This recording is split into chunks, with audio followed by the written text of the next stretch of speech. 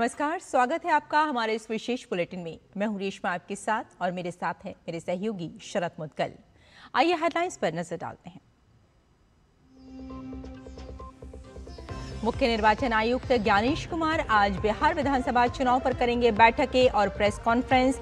कल राजनीतिक पार्टियों के साथ की चुनाव की तैयारियों की समीक्षा। वहीं बीजेपी आज से हर जिले में सुझाव यात्रा करेगी आयोजित।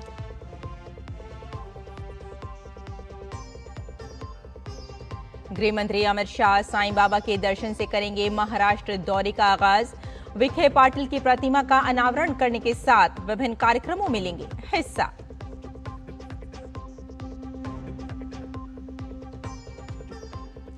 बिहार, यूपी, पश्चिम बंगाल और सिक्किम में हो सकती है भारी बारिश।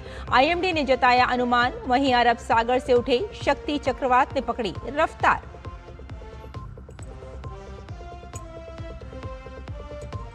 ट्रंप ने कहा, गाजा युद्ध विराम पर बातचीत के बाद इजराइल शुरुआती चरण में सेना की वापसी पर सहमत। नेतन्याहू को अगले कुछ दिनों में बंधक समझौते की उम्मीद। बंधक समझौते को लेकर यूएस दूत आज पश्चिम एशिया के दौरे पर।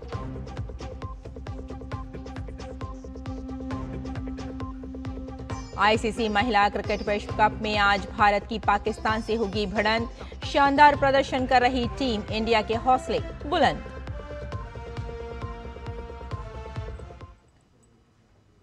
और आइए अब समाचारों पर डालते हैं विस्तार से नजर। आगामी विधानसभा चुनाव के लिए जहां राजनीतिक दलों ने कमर कस ली है, तो वहीं चुनाव आयोग भी तैयारियों में जुटा हुआ है। चुनाव की तैयारियों का जायजा लेने के लिए मुख्य चुनाव आयुक्त ज्ञानेश कुमार, चुनाव आयुक्त विवेक जोशी और एस संधू 2 दिवसीय पटना दौरे पर हैं।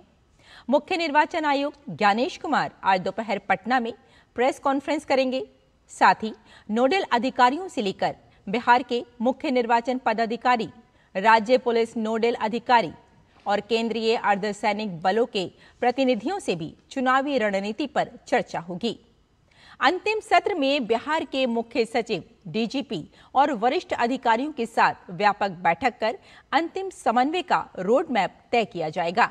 इससे पहले चुनाव आयोग की टीम की राजनीतिक दलों के प्रतिनिधियों के साथ कल बैठक हुई, जिसमें मुख्य चुनाव आयुक्त ज्ञानेश कुमार की अध्यक्षता में आयोग के वरिष्ठ अधिकारियों ने बिहार के सभी 12 मान्यता प्राप्त राजनीतिक दलों और प्रशासनिक अधिकारियों के साथ बैठक की।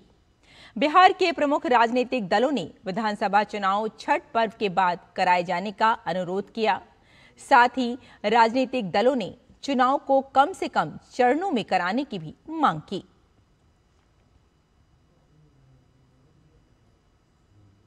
बिहार में आगामी विधानसभा चुनाव को लेकर सभी राजनीतिक दल की तैयारियां तेज हो गई हैं।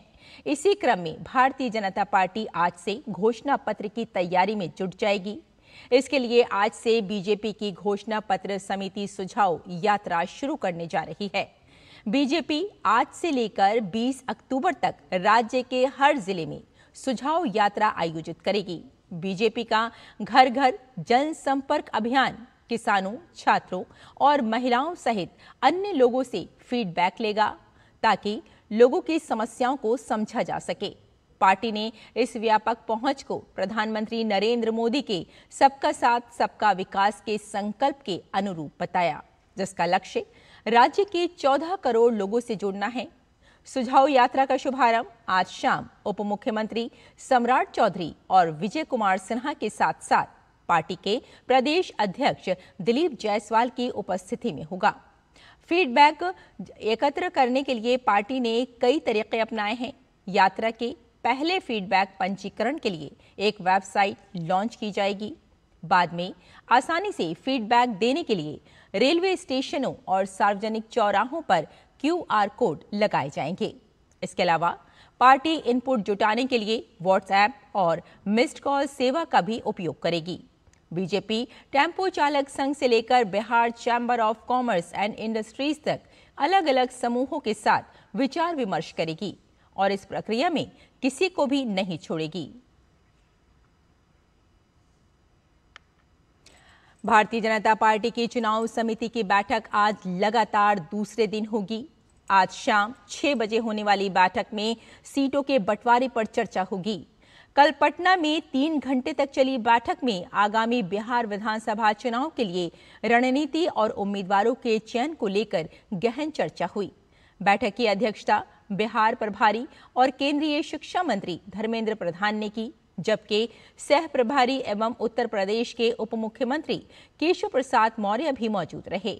बैठक में दोनों डिप्टी सीएम, केंद्रीय मंत्री गिरिराज सिंह, विनोद तावड़े, दीपक प्रकाश, नंदकिशोर यादव समेत चुनाव समिति के सभी 18 सदस्य शामिल हुए। गृह मंत्री अमित शाह आज महाराष्ट्र दौरे पर हैं। अमित शाह अपने दौरे का आगाज साईं बाबा के दर्शन से करेंगे।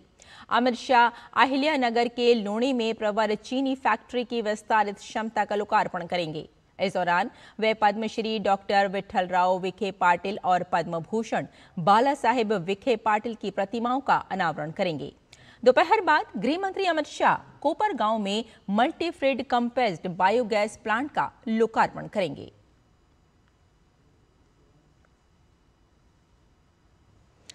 आज देश के कई भागों में मौसम खराब हो सकता है। तीव्र पश्चिमी विक्षोभ के कारण उत्तर पश्चिम भारत में तूफान आने, भारी बारिश और ओलावृष्टि होने की संभावना है।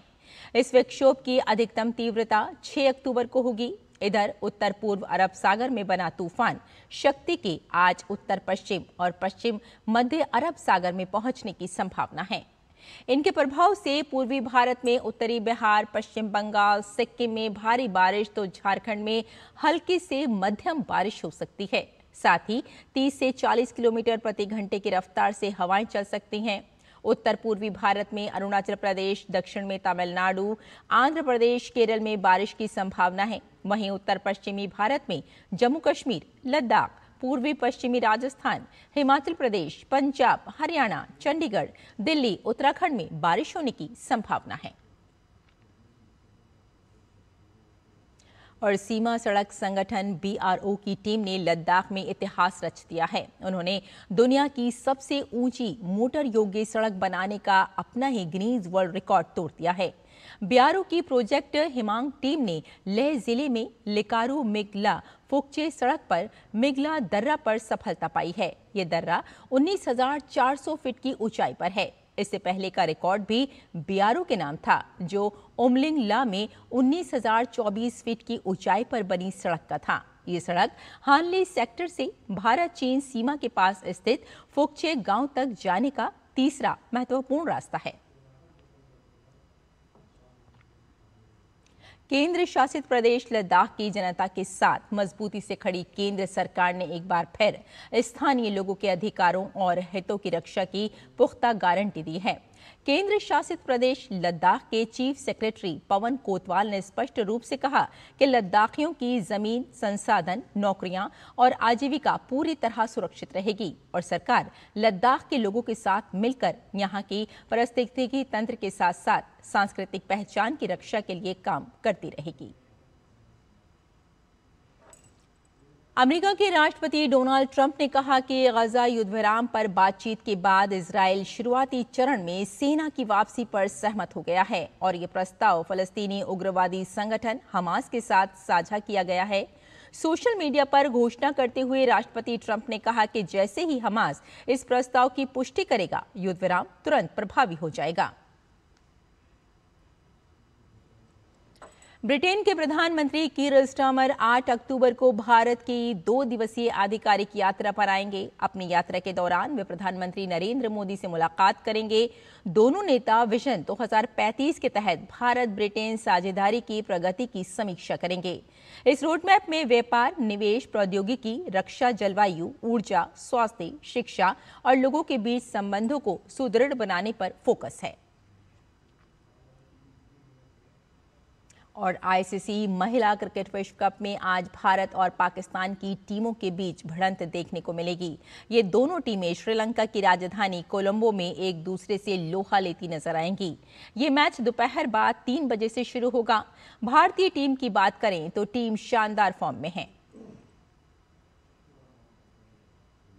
दिल्ली में जारी विश्व पैरा एथलेटिक्स चैंपियनशिप में भारत ने शनिवार को 3 पदक जीते। भारत की एकता भयान ने महिलाओं के club throw throw F51 category में रजत पदक अपने नाम किया। वहीं भारत के सोमन राणा ने पुरुषों के शॉट पुट F57 कैटेगरी में रजत पदक जीतने में कामयाबी पाई। वहीं भारत के प्रवीण कुमार ने पुरुषों की हाई जंप T64 कैटेगरी में कांस्य पदक जीता। भारत की निमिषा चकुंगल परमबिल ने महिलाओं की लॉन्ग जंप T47 इवेंट में 5.74 मीटर की छलांग के साथ नया एशियाई रिकॉर्ड बनाया। हालांकि वे पदक नहीं जीत सकी, वे इवेंट में चौथे स्थान पर रहीं। तो हमारे इस विशेष बुलेटिन में फिलहाल इतना ही। मुझे और मेरे सहयोगी शरद मुदगल को यही अनुमति दें। नमस्कार।